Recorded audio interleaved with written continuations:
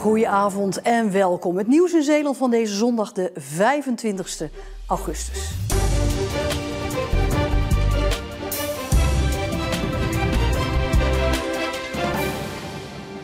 Een 65-jarige wielrenner uit Ossendrecht is vanmorgen in Rilland overleden na een aanrijding met een motorrijder. Het ongeluk gebeurde op de kruising met de Zimmermanweg en de Akkerweg. De hulpdiensten hebben de man nog geprobeerd te reanimeren, maar hij overleed ter plaatse. De weg was tijdelijk afgesloten voor onderzoek.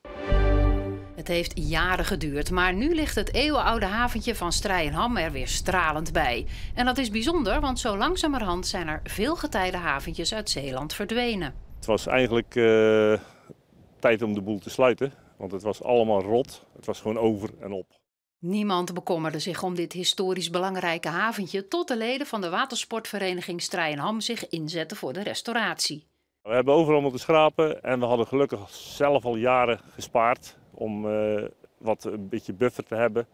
En daar hebben we uiteindelijk zijn we er financieel rond mee kunnen komen dat het zover gekomen is. Uiteindelijk besloot het waterschap ook mee te betalen en kon de restauratie beginnen. Het unieke systeem met katrollen om de bootjes op hun plaats te houden met het veranderende tij is helemaal vernieuwd. En als het laag water is, dan zakt de boot zo ver mogelijk naar het steigertje toe. En naarmate hoe verder het water omhoog komt, trekt de ketting de boot een klein beetje naar achter, dat hij niet onder de trapjes kan komen en dat hij ook recht blijft liggen.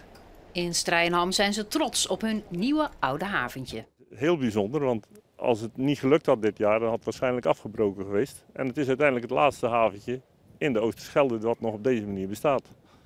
Het zou jammer zijn als dat weg zou zijn. De stadsmolen in Axel stond gistermiddag vol met vrijwilligers, ambtenaren en familie van molenaar Toon Boeien. 23 jaar lang was hij de drijvende kracht achter de molen en voor die tomeloze inzet werd hij bedankt. Dat moment ging gepaard met zijn afscheid en een heleboel tranen. Ik wel een beetje hoor. Ja, ik werd echt een beetje emotioneel. Ik ken Toon al heel lang en ja, ik vond het schitterend. Met zijn kindertjes erbij en zijn kleinkindertjes. Vond het echt geweldig. U werd zojuist ook al best wel emotioneel. Dat gebeurt wel meer. Er gebeurt wel meer. Wat gaat u het meest missen? Contact met de mensen hier. En ook de vrijwilligers hier zo. En die vrijwilligers zorgen ervoor dat de molen gewoon blijft draaien. Maar één ding is zeker, Toon wordt gemist. Ja, 23 jaar is ook best veel. En het is een heel vertrouwde plek. Hè? En het was ook een verrassing dat wij er allemaal ineens waren. Dat wisten ze niet, dus dat maakt het bijzonder. Ja. Hoe trots bent u? Ik ben heel trots. Mooi, ja. Je baan omruilen voor het opknappen van een schip. De 21-jarige Ferron de Jager heeft dit gedaan om zijn oude hengst weer in de vaart te krijgen. Hij heeft het voor een habbekrats gekocht. Dus ben ik met de oud-eigenaar tot de deal gekomen voor een flesje never het schip over te nemen. Onder voorwaarde dat ik het schip goed zou gaan behouden. Belofte maakt schuld en dus is Ferron bijna iedere dag in de loods in Middelburg te vinden. Ik heb er absoluut geen spijt van. Mijn hobby is ook het onderhoud en behouden van schepen en het werken met hout. En ja, dit is een mooie kans om dat te kunnen doen. Maar goedkoop blijkt duurkoop te zijn. Ik heb een eikenboom aangeschaft, stukken hout voor de mastvoet. Er moet nog veel meer hout aangeschaft worden. Dus al met al serieuze investeringen. Ferron heeft zijn spaarrekening al geplunderd, maar dat was niet genoeg. Hij heeft nog zeker €35.000 nodig en daarvoor heeft hij een crowdfunding opgezet. Hij zet alles op alles om het schip in goede staat te brengen. De hengst is nogal een uitstervend ras. Er zijn er nog 5 van over, waarvan enkel in zeer slechte staat. Dus het is zeker van belang om dit schip te behouden. Hij verwacht dat het klussen 2 jaar gaat duren. Daarna wil hij ermee gaan varen.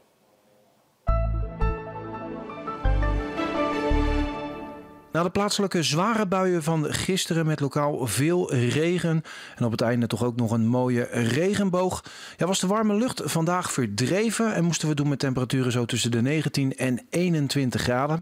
Er waren wel perioden met zon, maar er trokken hier en daar toch nog ook wel enkele buien voorbij, al waren die lang niet meer zo actief als gisteren. Nou, ook vanavond dan valt er nog een laatste bui. Vannacht dan krijgt vooral de kuststrook te maken met enkele buien. Landinwaarts blijft het droog met opklaringen. De temperaturen die dalen zo naar zo'n 13 tot 16 graden met langs de kust nog een vrij krachtige zuidwestenwind. Nou, morgen dan hebben we te maken met enkele buien, vooral in het noorden en westelijk deel van de provincie. Verder zijn er perioden met zon en is het nog altijd vrij koel voor de tijd van het jaar met zo'n 20 tot 21 graden. Met aan zee nog een vrij krachtige zuidwestenwind. Nou, dan gaan we verder kijken. Dan komt toch echt de zomer weer om de hoek kijken.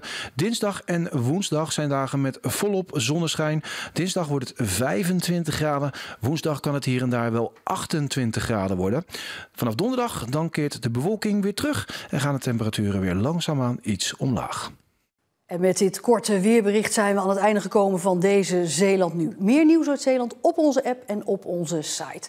Geniet nog even van het weekend en graag tot morgen.